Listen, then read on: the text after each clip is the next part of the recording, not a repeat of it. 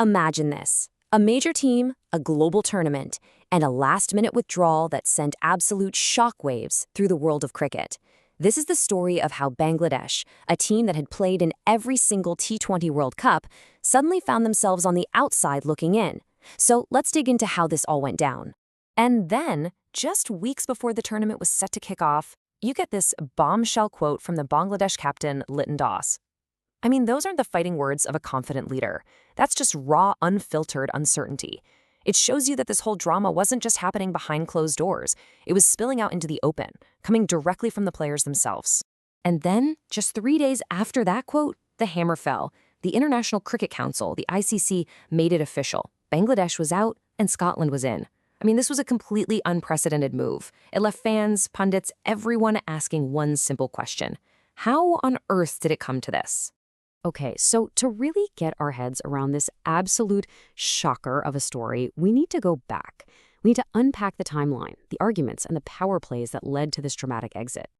But first, to really grasp why this was such a massive deal, you have to understand Bangladesh's history in this tournament.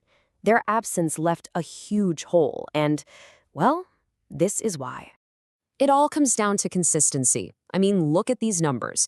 They played 44 matches across 9 editions. They weren't just showing up, they were a part of the tournament's DNA.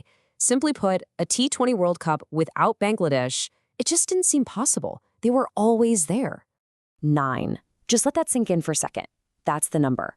Until 2026, Bangladesh had shown up for every single men's T20 World Cup since the whole thing started. They were a fixture, a constant. For them to suddenly be gone, it was like a founding member of a club just getting kicked out, no warning. So what was the spark that lit this whole fire? Well, it all started with one fundamental disagreement, a standoff over where Bangladesh was supposed to play its matches. This was the India venue dispute.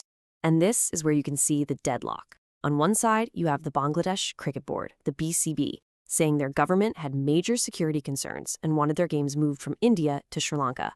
But on the other side, you got the ICC basically saying, nope, the schedule is the schedule. They said they ran their own independent security checks and found no credible threat. And for them, changing things at the last minute would just torpedo the entire tournament's integrity. So you see, complete gridlock. They were just talking past each other. But this wasn't just some administrative squabble between a bunch of suits in boardrooms. As the boards and governments were arguing, the players, the actual athletes, were caught right in the middle, facing this immense pressure and a total lack of clarity. And just look at how fast this whole thing blew up. It starts as a formal request in early January, and by the end of the month, it's a full-blown crisis. You have the captain going public, the government doubling down saying, no way, you're not going, and then boom, the ICC drops a 24-hour ultimatum. The clock was seriously ticking. And the second quote from Liton Das, wow, it's just devastating, isn't it? It shows a complete breakdown of communication. The players, the guys who are actually supposed to get on a plane and perform, were left completely in the dark by their own board. They had no idea where they were going or if they were even going at all. So, the deadline comes and goes, no confirmation from Bangladesh, and the ICC felt it had to make its final move. And that, of course, led to the official withdrawal. Now, from the ICC's perspective, this was all about following procedure. They'd point to over 3 weeks of talks, to their own security checks that found no real threat, and to that final unmet deadline. So once that 24-hour window slammed shut and they heard nothing back from Bangladesh, they felt they had no choice but to pull the plug and move to step 4, find a replacement.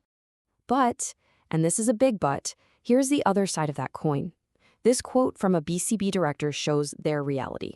The cricket board is basically saying, hey, we wanted to play, our players wanted to play, but they were bound by what their government was telling them to do. For the BCB, their hands were completely tied. As you can imagine, the moment this decision dropped, the internet just exploded. The conversation immediately shifted from this specific dispute to a much bigger, much more sensitive topic, the power dynamics that run the whole show in international cricket. Yeah, the fan reaction online was immediate, and it was intense. You had a lot of people accusing the ICC of being financially influenced by India's incredibly powerful board, the BCCI. Others were pointing out what they saw as double standards, bringing up past times when schedules were changed for other, bigger teams.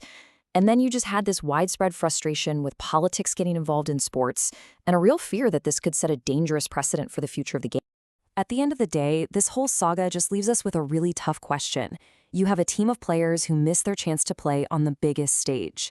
You have an entire nation of passionate fans left without a team to root for, and the tournament itself lost one of its most loyal members. So it really makes you wonder, when these massive forces of sport and politics clash, who are the real losers? The players, the fans, or the game itself?